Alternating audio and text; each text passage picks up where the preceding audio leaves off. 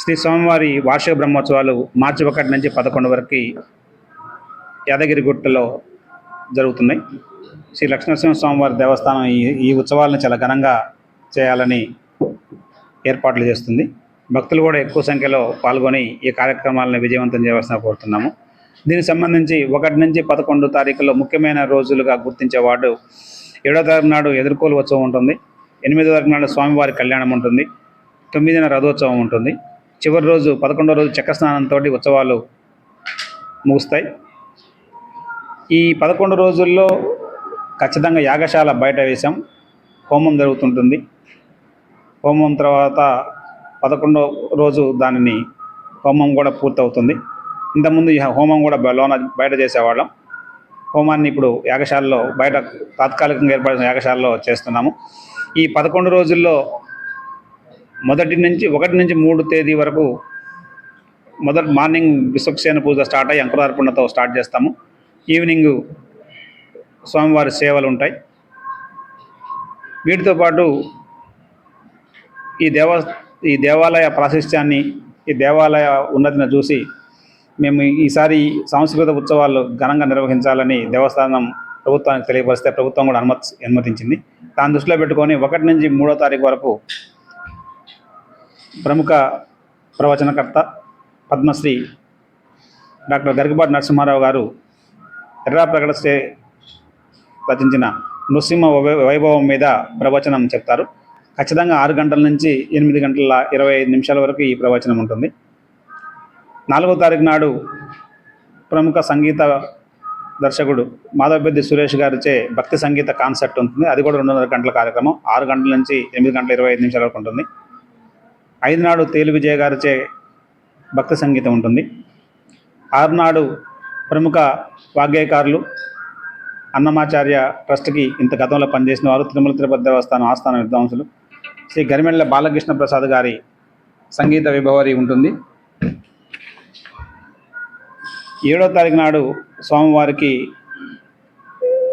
శోభరాజు గారిచే అన్నమాచార్య కీర్తనలు, త్యాగరాజ కీర్తనలు, భక్తి సంగీతం ఉంటుంది. 8 స్వామివారి కళ్యాణం ఉంటుంది కాబట్టి ఆ రోజు కార్యక్రమాలు ఉంటాయి. 9న ఎప్పుడు వస్తారు మన టెంపుల్కి రామాచారి గారు లిటిల్ మ్యూజిషియన్స్ అని ఒక అకాడమీ, చాలా ఫేమస్. వాళ్ళ బాబు కానివ్వండి, వాళ్ళ పాప కానివ్వండి, వాళ్ళందరూ పెద్ద సింగర్స్. వారిచే మ్యూజికల్ కాన్సర్ట్ ఉంటుంది. ఈసారి బాగా పేరెన్నిక కళాకారులు, వాళ్ళని గౌరవించడంతో పాటు ఈ మధ్య 5 నుంచి 6 మధ్యలో స్థానిక కళాకారులకి మరియు 8:30 నుంచి 9:30 మధ్యలో స్థానిక కళాకారుల కంటే రాష్ట్రంలో అప్పుడప్పుడే వస్తున్న కళాకారులకు కూడా అవకాశం కల్పించడం జరిగింది వీళ్ళ మధ్యలో కూడా. సో కాబట్టి సంగీత కార్యక్రమాలు, ఈ ప్రవచనాలు ఇవన్నీ ఉంటాయి. వీటికి కూడా భక్తులు ఎక్కువ సంఖ్యలో హాజరు కావాలి. దాన్ని దృష్టిలో పెట్టుకొని దేవస్థానం ఒక ప్రతిపాదన ప్రభుత్వానికి పంపుతుంది. మళ్ళీ ఈ కొండెక్కాలంటే టోల్ సమస్య ఉంది.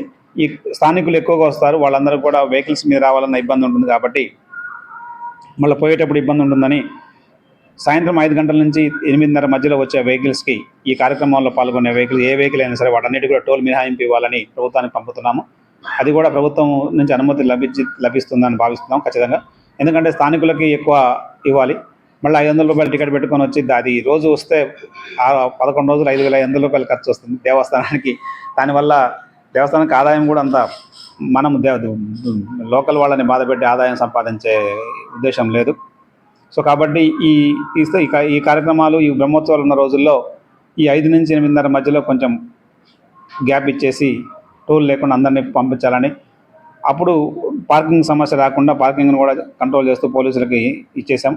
బస్సులు కూడా ఒకవేళ అందరికి రిక్వెస్ట్ చేస్తాం, బస్సులలో వెళ్ళండి ఫ్రీగా, మళ్ళీ బస్సుల మీద వచ్చేదాం. బస్సుల మీద వచ్చేవాళ్ళు బస్సుల మీద వస్తారు, వెహికల్ తీసి కూర్చుంటారు. కొంతమంది బస్సు ఎక్కలేని వాళ్ళు, ఈ వృద్ధులు కూడా ఉంటారు. ఈ కార్యక్రమంలో పాల్గొనాలి, వాళ్ళందరికీ సౌకర్యం కల్పించడం కోసం ఇది కూడా తీసుకున్నాం. ఈ కార్యక్రమంలో మా దేవాలయ సిబ్బంది అందరూ పాల్గొంటారు. మీరు కూడా మీ కుటుంబాలతో అందరూ పాల్గొనండి. స్థానికులకి చేయండి.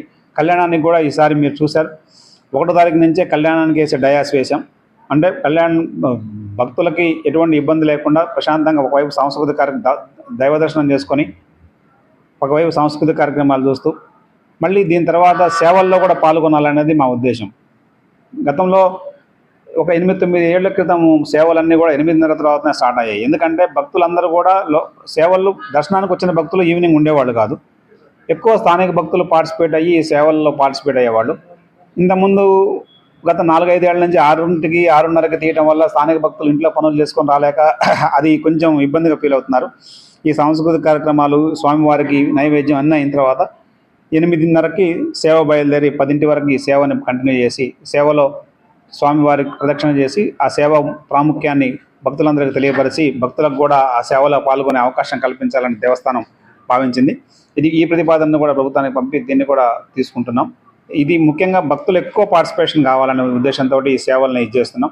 ఒకసారి ప్రవచనం అయిపోయిన తర్వాత దాదాపు ఒక 2-3 వేల మంది భక్తులు ఉంటే ఆ 2-3 వేల మంది కనీసం ఒక 1000 మంది అనే ఈ సేవ ఉద్దేశం ఏంటి, ఈ సేవ ఎందుకు కడుతున్నాం, గరుడ వాహనం ఎందుకు వాడుతున్నాం, హనుమంత వాహనం ఎందుకు వాడుతున్నాం, ఈ వాహనాలన్నీ వాడడం ఉద్దేశం ఏంటి అనేది తెలియాలి. అందరం చూస్తున్నాం కానీ ఈ వాహనాల ప్రాముఖ్యత తెలియదు. ఇవన్నీ తెలుసుకోవడం కోసం ఈ కార్యక్రమం చేపట్టడం జరిగింది.